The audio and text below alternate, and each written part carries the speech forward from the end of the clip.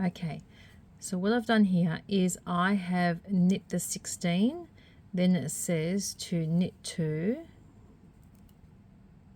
That's not very clear, is it? Knit 2, and then it says SSK. So your stitches will be presented this way. So what we're going to do is take that one and that one off and then put them back so the V is opening that way. Put that one back as well, and then you knit those two together. Okay, then it's knit 1 and turn your work.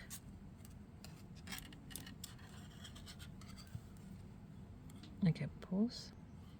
The next bit after we've turned is you slip 1, purl 5, 2, 3,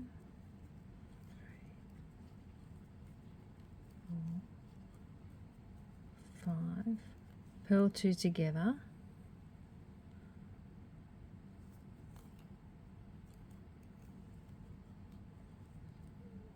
purl 1 and turn.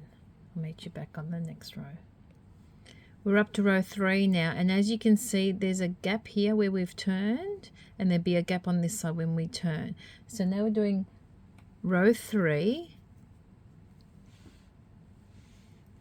So we slip the first one and we're going to knit up to 1 stitch of our gap. Just trying to get the right focus here. Okay, so there's our gap. So we want both of those stitches, so we're going to make sure that they are presented to us. So when you get it, it'll be like that. You just want to make sure that it turns that way. See how the V is facing that way? And then SSK means that we make sure they both turn the right way. Knit those two together. It's a bit loose and a bit blurry, and then knit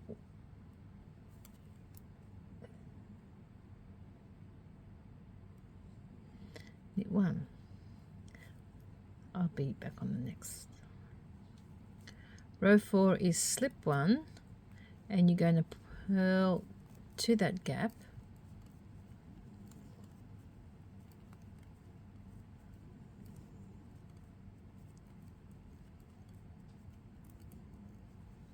see there's the gap, and you're going to purl those two together, and then you're going to purl 1.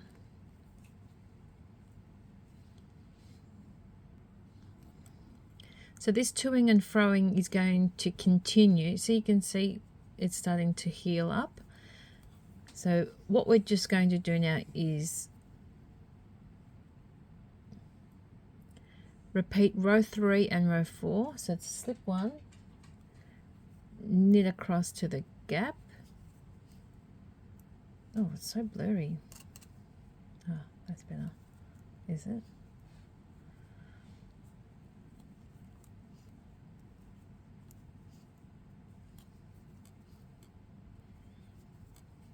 Now my stitches are turned differently, so don't look at that. But now we're going to have to make sure that our stitches are, see, it has to be turned around like that. And that, and then we're going to knit those two together.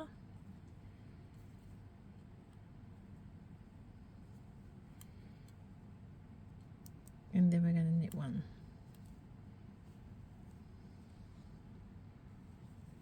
The purl side, we slip the first one, purl to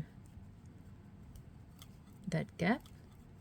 Now these stitches in between these gaps are going to be longer, or more stitches, because we're going to be going further apart. So there's your 2, there's the gap. We're going to purl those two together.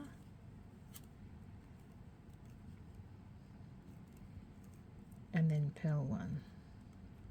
So in effect, we're going to be repeating row 3 and row 4 over and over until you get this, which I'll show you in 1 second. I'm up to my last one, so I've purled that row. There we go. I'm going to turn it around.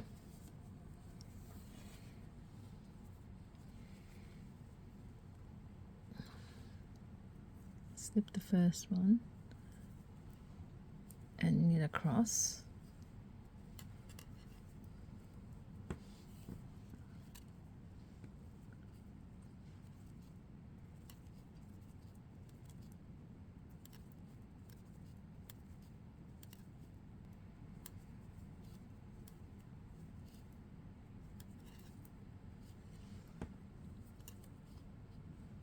There's my gap. So I'm going to knit those last two together. There's no knit 1 to do, but I'm going to come back and purl that last bit.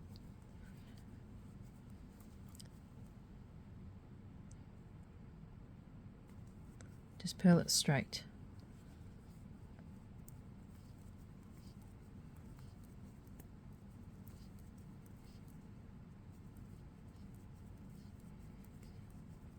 Until I get to that gap again. There it is there. And I'm just going to purl those two together. And that's going to give me 18 stitches. And that little heel thingy. Okay.